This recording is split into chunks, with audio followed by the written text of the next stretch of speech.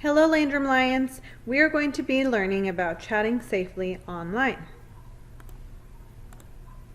Our essential question is, how do you chat safely with people you meet online? Our learning objectives are to first analyze how well we know the people we interact with online. Second, reflect on what information is safe to share with different types of online friends. And third, learn to recognize red flag feelings and use the feelings and options thinking routine to respond to them. So let's watch this video. As we watch it, what are some of the benefits and risks of talking with people online that you don't know face to face? And what's one comment in the video you agree with and why? There are a lot of people out there who aren't who they say they are, in small ways and big ways. I think it is totally fine for someone to become friends with someone online, but you have to be very, very careful. You know, they're thinking over their text and their pictures could be fake. On social media, you can talk to people, but you can't really get your emotion across. Talking to strangers online, it's 50-50. Some of the benefits of online relationships, it's definitely easier to interact and talk to people because you're thinking about what you're saying and you just are more comfortable. Right, so some of the greatest parts about having a friendship with someone online is that they're easily accessible. You can just text them, be like, hey, what's up? You can have that sort of immediate connection all the time. If you are in a smaller community, becoming friends with someone online allows you to become friends with someone who has a similar interests as you, and you can have a really good friendship with someone. I really do enjoy playing video games, connecting with other people, whether they're strangers or if I'm playing with my friends and talking to them and doing something together. I think that's really fun, that we can all enjoy the same thing. You don't feel like you actually have to deal with this person, so if they don't like what you're saying, they can leave. And if you don't like what they're saying, you can leave. Sometimes having conversations can just be they can make you sort of anxious. When you're online, you're behind the screen. It'll make it easier for them to say things that they want to say, that they might not say in real life.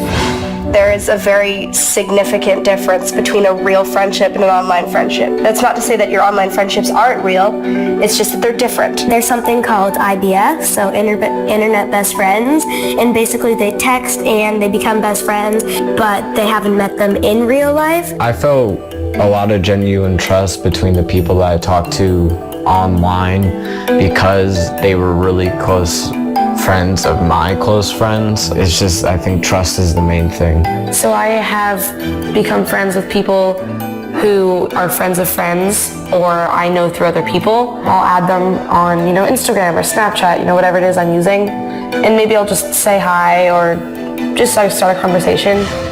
There's things that you can tell people online that you can't tell people in real life. At the same time, you have to know how to be safe, right? I would say I'm more comfortable talking face to face because on social media, you can talk to people, but it's hard to communicate a sense of realness and emotions. If the person is a total stranger to you, they may have an alternative motive trying to get other information out of you. They might be pretending to be somebody that they're not. They might be using you for something.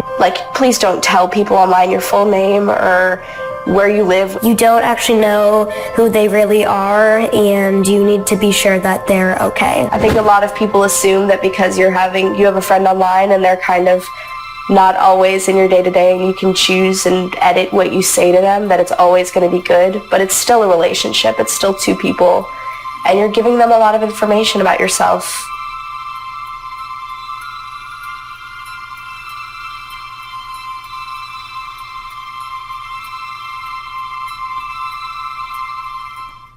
So after hearing that, what are some of the benefits and risks of talking with people online that you don't know face to face? And what's one comment in the video you agree with and why?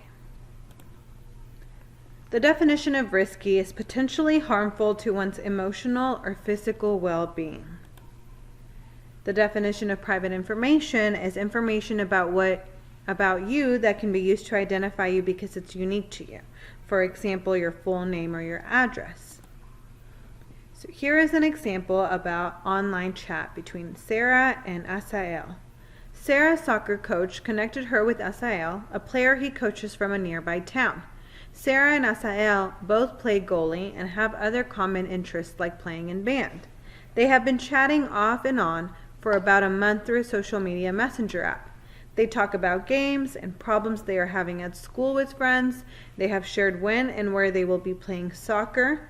They also have told each other their team names, logos, and favorite soccer fields in the area. Last week, Asael sent her some memes of soccer players that included some bad language and inappropriate images. Asael mentioned that she should probably make sure her parents don't see it.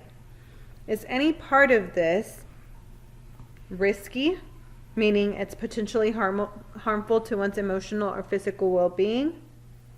And did it have any private information? Sarah loves taking pictures and posting them to Instagram.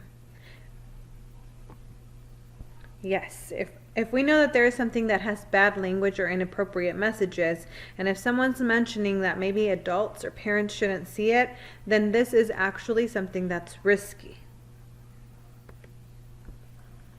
Sarah loves taking pictures and posting them to Instagram. A few months ago, she noticed Alex_EastWest13 liked several of her photos and commented, "You are so talented." Sarah was flattered. Then she received a private message from Alex_EastWest13 asking if she was a professional photographer or if she wanted to be one someday. Sarah responded that it was her true dream to be one when she grew up. Now they talk a lot through private messaging. Sarah also posts comments on Alex Eastwood's 13's photos, which are mostly of random options in nature scenes. Last week, Alex Eastwood 13 asked if she would post more selfies because "I think you are beautiful." Alex East West 13 also messaged her a cell number so she could send more personal pictures. "Just don't tell anyone I gave you this," Alex East West 13 commented. Do you think any of this is risky? And was there any private information given?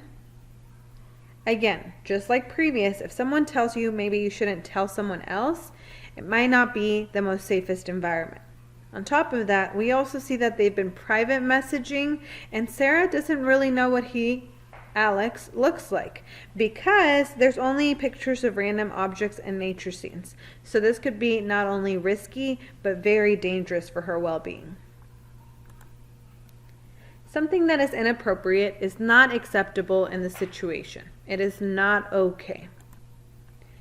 Which leads to us having a red flag feeling, which means when something happens that makes you feel either uncomfortable, worried, sad, or anxious.